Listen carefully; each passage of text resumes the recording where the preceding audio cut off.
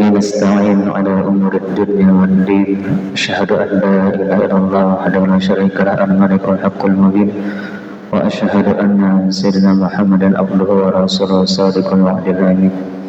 اللهم صل وسلم على سيدنا محمد وعلى آله وصحبه ومن تبعهم إلى يوم الدين. أما بعد، سبحانك لا علم لنا إلا ما علمتنا إنك أنت العليم الحكيم، ولا حول ولا قوة إلا بالله العلي العظيم.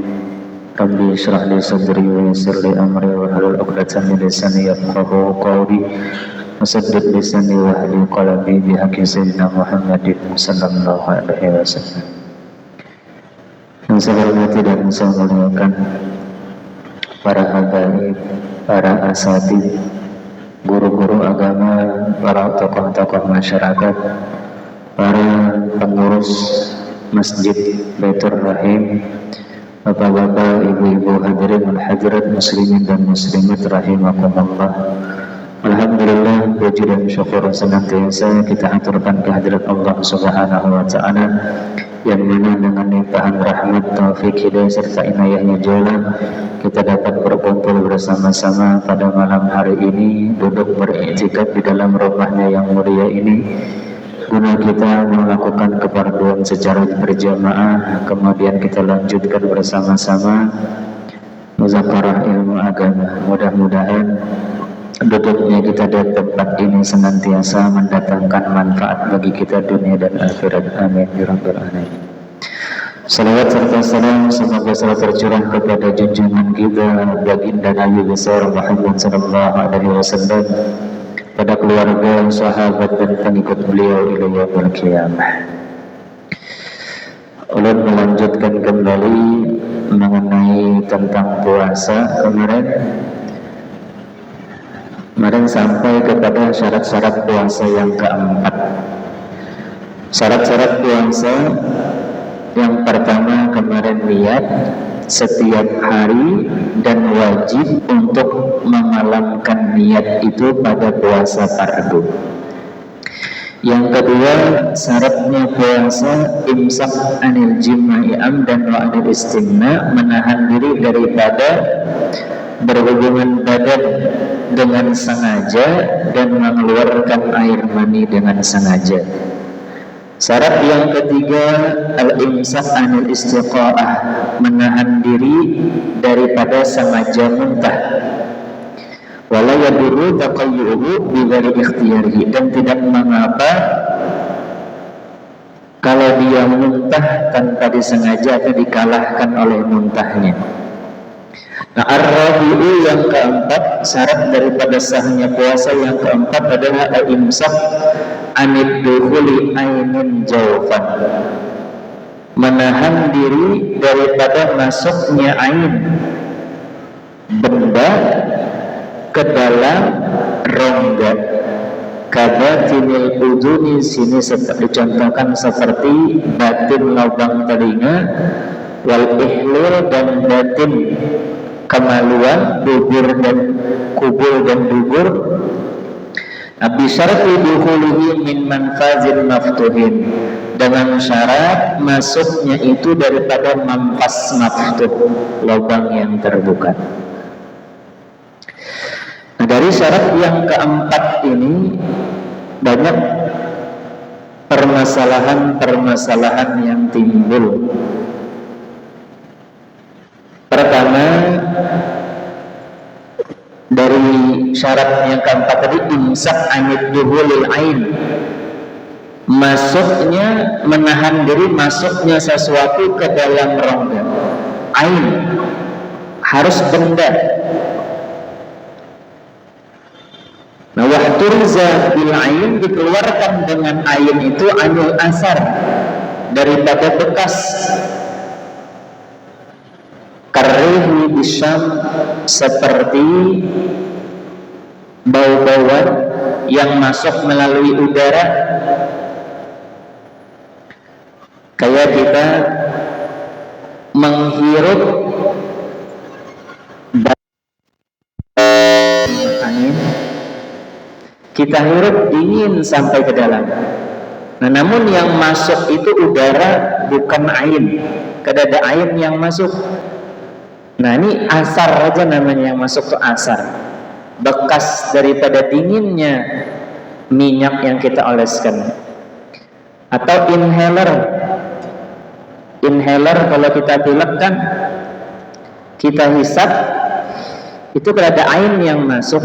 Tapi yang masuk itu hanya udara, bekas dingin yang bendanya di dalam inhaler yang kita hirup udaranya. Nah, wahturiza bil ain anil asar. Baik asar itu melalui penciuman atau asar itu melalui rasa. Misalnya melalui rasa kita sahur, makan lombok pedas, sampai subuh kita sembahyang masih ada rasa padasnya, rasa pedas di mulut kita, tapi itu hanya asar. Lomboknya kada ada lagi, sudah dimakan tadi. Atau kita sikat gigi habis sahur, sebelum fajar kita sikat gigi pakai odol, dingin mulut kita, sampai kita sembahyang subuh masih ada rasa dinginnya. Atau kita kumur-kumur pakai Listerine habis sahur, sebelum sembahyang subuh, sebelum imsak, kita kumur-kumur pakai Listerine. Nah, sampai kita sholat subuh masih ada rasa dingin di mulut kita. Kita telan, itu liur kita kada mengapa, karena rasa dinginnya aja. Listerinnya sudah hilang, sudah kita kumur-kumurkan, kita buang sudah listerinnya, sudah kita kumur-kumur, hanya asar dinginnya aja, bekas dingin daripada listerin itu masih ada. Nah, itu asar, bukan ain. Nah, itu kada mengapa. Wahturiza bil ain anil asar. Nah, masuknya itu melalui rongga. Rongga tadi ada manfas maftuhnya. Nah, mengenai rongga yang ada manfas maftuh ini khilaf ulama. Kalau mazhab kita Syafi'i, rongga tuh yang ada manfas maftuh 5: mulut, hidung, telinga, kubul dan dubur, kemaluan depan dan belakang. Sehingga kalau sesuatu benda masuk ke dalam situ, masuk ke dalam batin. Telinga, batinnya itu sampai dalam, yang gendang telinga itu batin. Hidung, batin sampai khasum, di atas khasum. Mulut ini di luarnya masih zahir, ini dalam, batin dalam. Nah, kalau masuknya itu dari rongga tadi, ain itu membatalkan. Itu dalam mazhab kita Syafi'i. Tapi kalau di dalam mazhab Imam Malik, telinga kada termasuk manfas maftuh, tapi mata termasuk manfas maftuh. Karena walaupun ini kada rongga, tapi ada sesuatu yang bisa masuk sampai ke dalam tubuh kita daripada rongga mata ini. Nah, kita berbicara dalam mazhab Syafi'i dulu. Kan mata dalam mazhab kita Syafi'i kada termasuk rongga daripada manfas maftuh. Sehingga dalam mazhab kita Syafi'i, kalau kita beriktihal menggunakan celak, lalu ada rasa celak tadi sampai ke dalam tenggorokan, tidak membatalkan puasa. Kalau dikiaskan sekarang, berarti tetes mata, kalau misalnya kita pakai tetes mata, kan kita ada rasa sampai ke tenggorokan.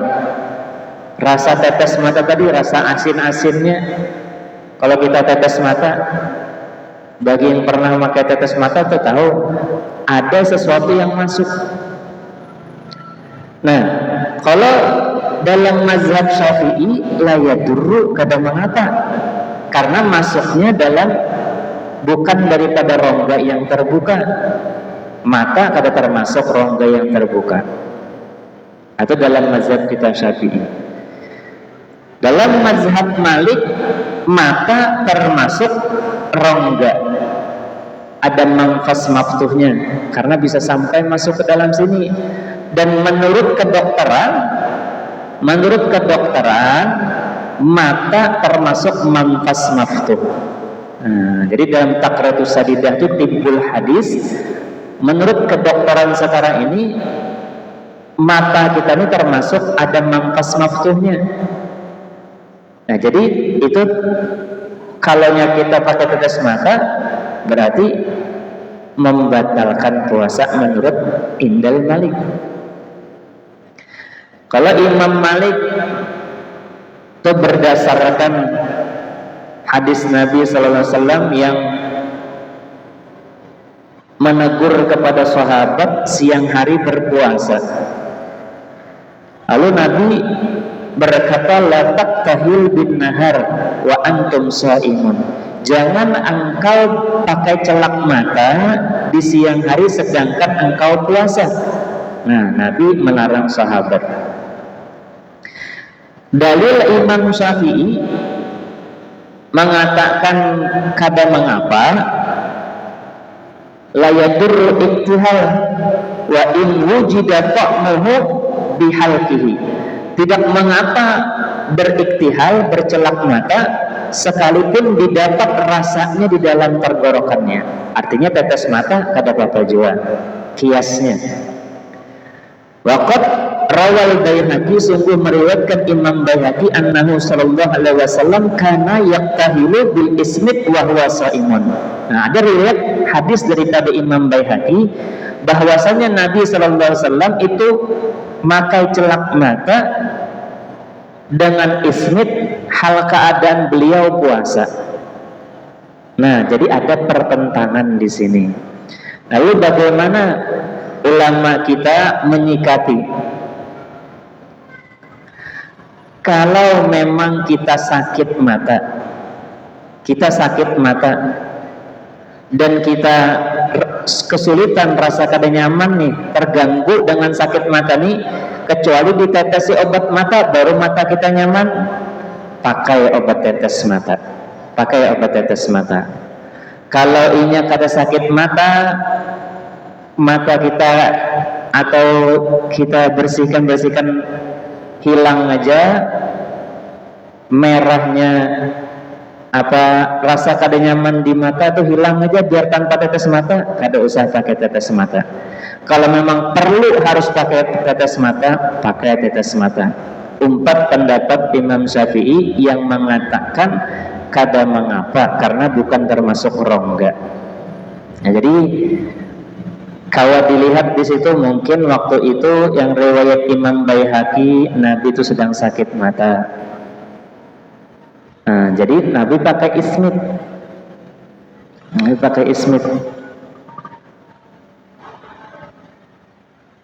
Kalau kita kada sakit mata, kada usah bertetes mata. Bercelak bang. Nah, karena ada khilaf ulama dan ada hadis Nabi kalau hendak bercelak di malam hari. Waqtaha lailan. Nah, bercelaklah engkau di malam hari bil ismit, dengan ismit. Jadi kalau hendak bercelak juga malam hari aja, jangan di siang hari. Nah, itu sikap ulama kita menanggapi khilaf ulama. Tetes telinga kayak apa? Tetes telinga ada juga obat tetes telinga di apotek tuh, banyak obat tetes telinga. Nah, tetes telinga ini kalau menurut mazhab kita Syafi'i kan termasuk manfas maftuh rongga, sehingga kalau kita pakai telinga masuk ke dalam batin, dalam mazhab kita Syafi'i membatalkan. Namun dalam mazhab Imam Malik kada. Dan tibbul hadis, kedokteran mengatakan telinga ini kadada manfas maftuh yang sampai ke dalam tubuh kita, ke dada, sampai di telinga sini aja. Itu menurut tibbul hadis. Nah, sehingga karena ada khilaf seperti ini, maka ulama kita menyikapi kalau kita sakit telinga dan kita yakin kalau kita pakai tetes telinga sakit tadi akan hilang, diperbolehkan kita pakai tetes telinga. Karena ada ulama yang mengatakan telinga bukan termasuk ada manfas maftuhnya. Tadi syaratnya kan dukhul ain jawfan min manfazin maftuhin, daripada manfas lubang yang terbuka. Ini memang rongga, cuma kada ada yang sampai masuk ke dalam tubuh. Nah, menurut Imam kita Syafi'i, ini rongga ada manfas maftuhnya di telinga. Nah, jadi seperti itu. Kalau memang kada perlu kita pakai obat tetes telinga, jangan dipakai, karena mazhab kita sendiri itu bisa membatalkan. Tapi kalau darurat, kita terganggu dengan sakit telinga kita ini, kita sulit beribadah, kita sulit beraktivitas gara-gara sakit telinga kita, dan kita yakin kalau ditetesi obat telinga bakal hilang sakit tadi, pakai obat tadi. Nah, lid darurat, karena darurat kada mengapa dan kada membatalkan puasa.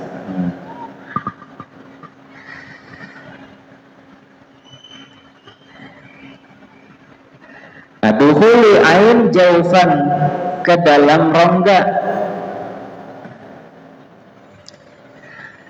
Yang terbuka ada manfas maftuh lagi. Kemudian timbul di sini permasalahan lagi, bagaimana dengan bersuntik. Kalau kita suntik kan itu kadada sesuatu yang masuk dari rongga yang terbuka. Dari rongga yang terbuka. Sehingga kalau bersuntik ini ada 3 pendapat ulama mengenai hukum suntik di siang hari Ramadan. Pertama, bersuntik itu mutlak membatalkan puasa. Apapun yang disuntikan, baik itu berupa makanan seperti infus atau obat-obatan. Pendapat yang kedua, suntik itu tidak membatalkan puasa.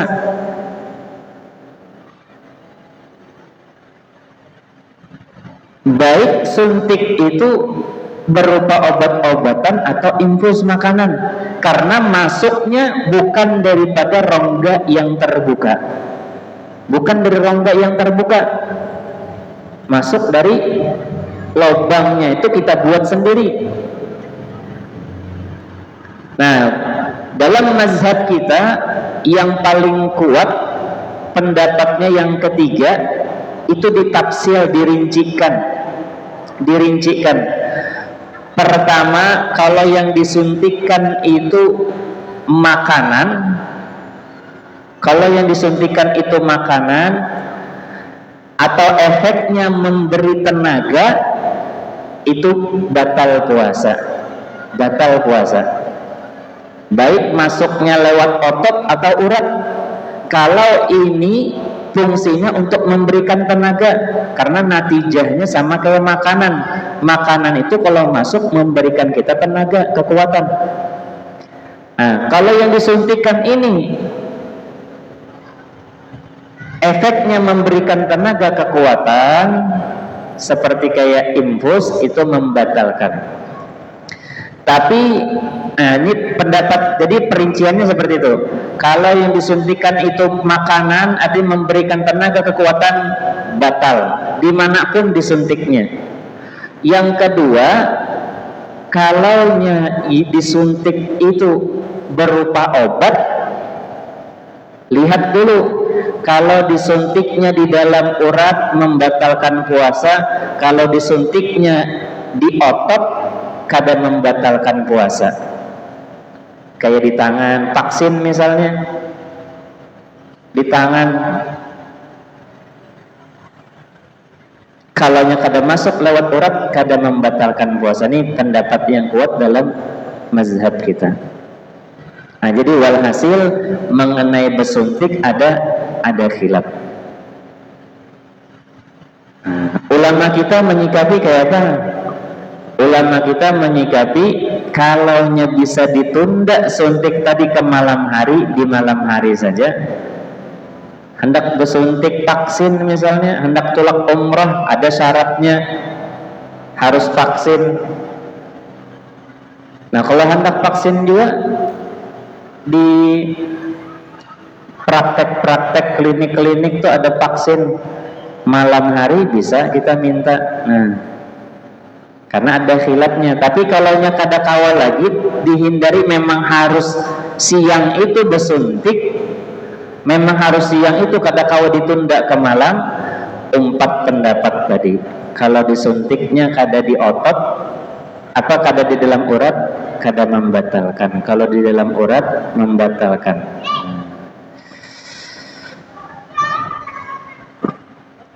Itu syarat yang keempat, menahan diri masuk ain ke dalam rongga daripada mampas maftuh. Wala yadurru tasarrubul masam biduhni, dan tidak mengapa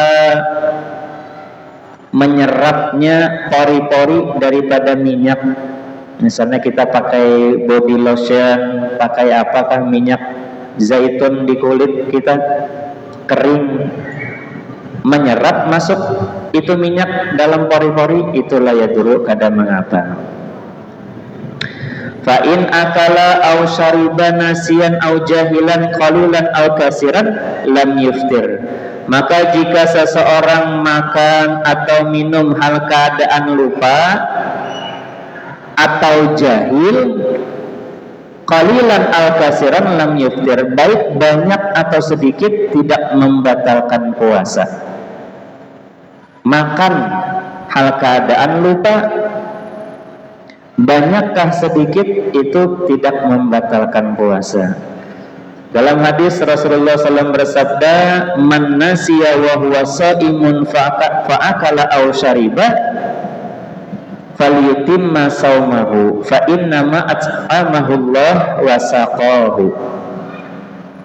Barang siapa yang lupa sedangkan dia sedang berpuasa, dia makan dan minum, baik banyak atau sedikit makan minumnya, tapi karena lupa, falyutimma saumahu, maka hendaklah dia menyempurnakan puasanya. Fa innama at'amahu Allah wa saqahu, maka sesungguhnya dia diberi makan dan diberi minum oleh Allah. Itu rezeki, artinya rezeki daripada Allah, tapi hal keadaan lupa. Wala qada'a alaih, kada perlu qada. Dan dalam hadis Rasulullah bersabda, rufi'a an ummati al khata' wan nisyan wa mastukrihu alaihi. Diangkat daripada umatku, artinya dimaafkan kalaunya umat ini melakukan sesuatu tersalah, lupa atau dipaksa. Lupa atau dipaksa. Tersalah tadi, kayak kemarin hubungan badan dikira masih malam, ternyata siang. Man zanna lailan fabana naharan, dia menyangka masih malam, ternyata siang. Dia berhubungan di situ, atau dia makan sahur dikira masih malam, ternyata sudah siang, sudah habis imsak, kada sengaja, tersalah, khata, itu pun dimaafkan. Dan sesuatu yang lupa dan sesuatu yang dipaksa dia. Kalau seseorang dipaksa untuk makan minum di bulan Ramadan, diancam kalau ikam kada makan kada minum, ku ambil duit ikam. Kalau ikam kada makan kada minum, ikam ku pukul. Dan orang yang memaksa ini orangnya besar, atau inya bos kan, Kalau ikam kada makan, nah, ikam kupecat jarnya. Nah, terpaksa makan dan bos ini bujuran memecat kalau nya kada makan. Misalnya dipaksa, terpaksanya makan. Nah, itu dimaafkan. Cuma kalau hari-hari kayak itu umpat bos kayak ini memaksa-maksa orang kada puasa, nah itu baik ampih aja di situ pegawai umpat bos itu Cina kan bosnya, nah, cari gawian ke lain aja. Artinya ini kada memudaratkan seorang pegawai di sini, kada kau menjalankan kewajiban. Nah, misalnya anak kecil, ada orang dewasa, ikam kada kupukul, ikam ku ambil duit ikam. Nah, takutan inya kalau dipukul, terpaksa inya minum, makan. Nah, habis itu lanjutkan puasa kata bapak.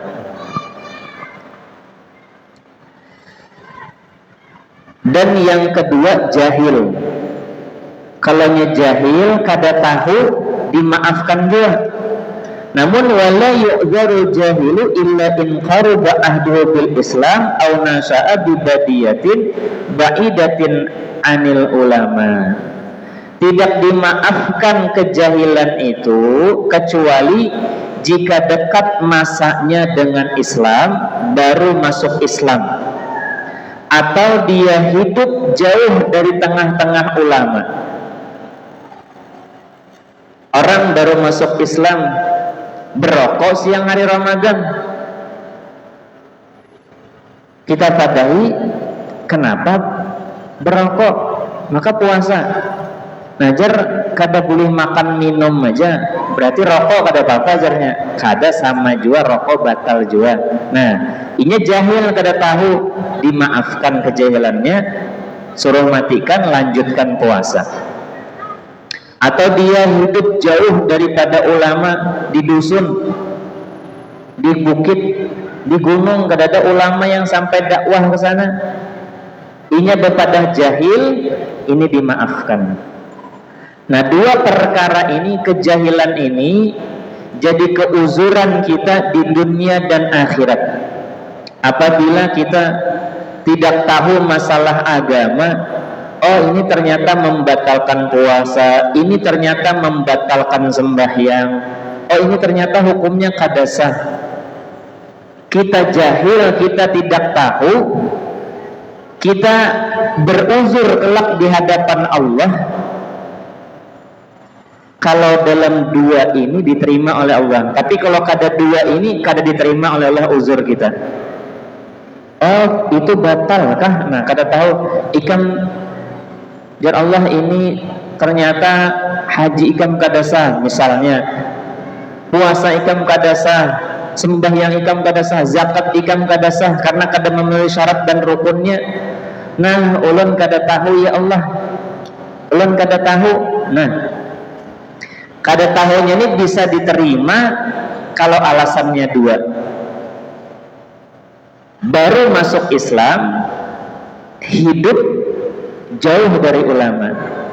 Tapi kalau kita sudah dalam parut Islam, dari abah, datu ke atas Islam semuaan, mulai lahir Islam dan hidup di tengah-tengah ulama, kita beruzur kada tahu ya Allah. Nah, kada tahu di syarat sah sembahyang, rukun-rukun sembahyang, kada tahu di syarat sah puasa, rukun-rukun puasa, kada tahu di syarat sah wudu, kada tahu syarat sah mandi, kada tahu syarat sah zakat, haji dan sebagainya, sehingga ibadah yang dilakukannya rusak. Kita beruzur kepada Allah seperti itu, sedangkan keadaan kita bukan dua tadi, maka Allah kadang menerima keuzuran kita. Jadi kalau beruzur di hadapan Allah karena jahil, yang diterima Allah cuma dua aja. Itu pentingnya kita menuntut ilmu agama, terutama fikih yang berkaitan dengan ibadah yang akan kita lakukan, sembahyang, puasa, ini kita harus tahu supaya kita jangan memperbuat yang membatalkan atau merusak ibadah yang kita lakukan. Wala yuftiru bi gubarit tariqi wa in ta'ammada fatha famihi, dan tidak batal puasa dengan sebab debu jalan yang masuk ke dalam mulutnya. Debu jalan masuk ke dalam mulut kadang membatalkan puasa.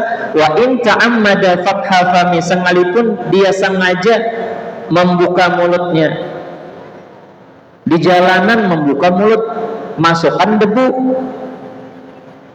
kadang membatalkan puasa juga.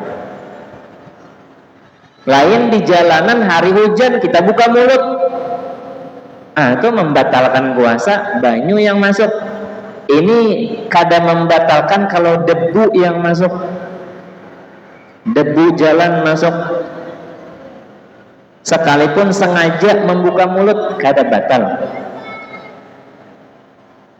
Tapi kalau hari hujan kita buka mulut kita sengaja, itu membatalkan. Wala bibal irriki tahuril khalisi min ma'dinihi, dan tidak membatalkan menelan liur yang suci, al khalis yang murni. Nah, keluar daripada suci kalau liur itu bernajis, seperti darah di gusi kita. Gusi kita berdarah, kita telan liur kita, sedangkan gusi kita berdarah, itu membatalkan. Kenapa? Karena liur kita bernajis. Syarat liur yang kada ditelan itu tidak batal, mesti liurnya suci, kada bernajis. Kalau bernajis itu membatalkan puasa.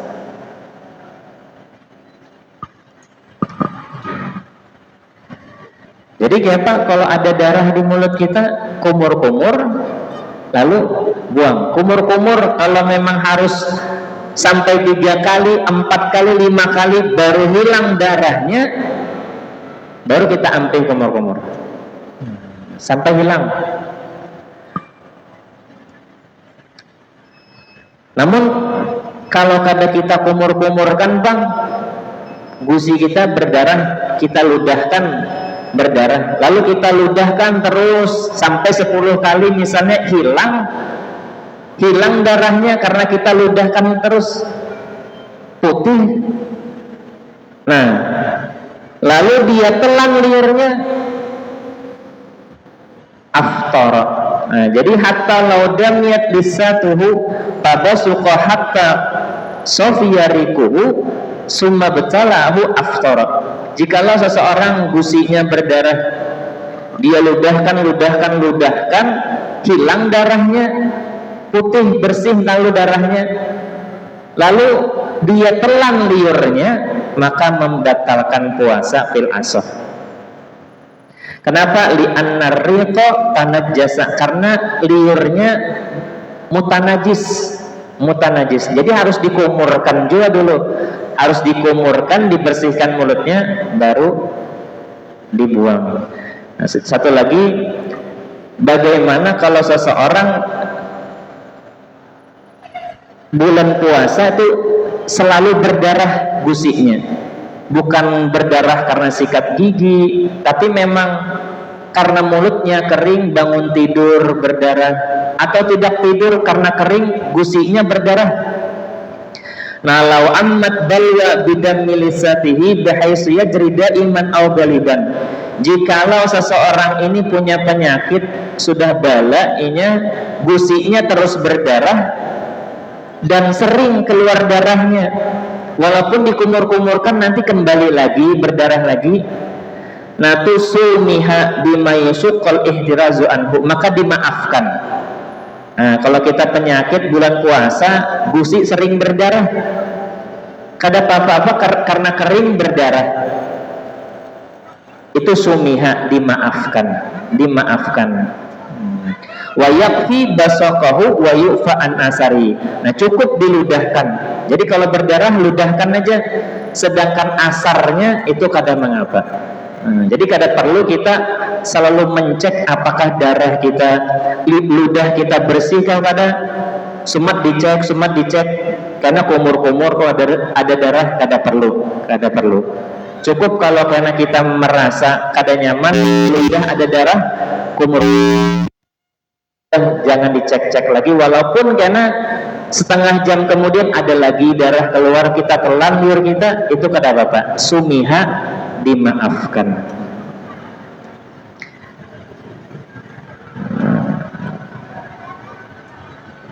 Al-khamis wasadis wasabi, syarat yang kelima, Islam, suci dari haid dan nifas dan berakal. Nah, itu 7 syarat daripada sahnya puasa. Wallahu a'lam bishawab. Al-Fatihah. Bismillahirrahmanirrahim. Alhamdulillahirabbil alamin. Ar-Rahim Maliki yaumiddin. Iyyaka na'budu wa iyyaka nasta'in. Ihdinas siratal mustaqim. Siratal ladzina an'amta 'alaihim ghairil maghdubi 'alaihim waladdallin. Amin. Bismillahirrahmanirrahim. Alhamdulillahirabbil alamin. Allahumma shalli wa sallim ala sayyidina Muhammadin wa ala alihi wa sahbihi ajma'in. Allahumma anfa'na bima 'allamtana wa 'allimna ma yanfa'una wa zidna fahma wa ilma wa huda wa tawfiqa bi rahmatika ya arhamar rahimin. Wa sallallahu ala sayyidina Muhammadin wa ala alihi wa sahbihi wasallam. Walhamdulillahirabbil alamin. Subhanakallahumma bihamdika asyhadu an la ilaha illa anta astaghfiruka wa atubu ilaik. Wassalamu alaikum warahmatullahi wabarakatuh.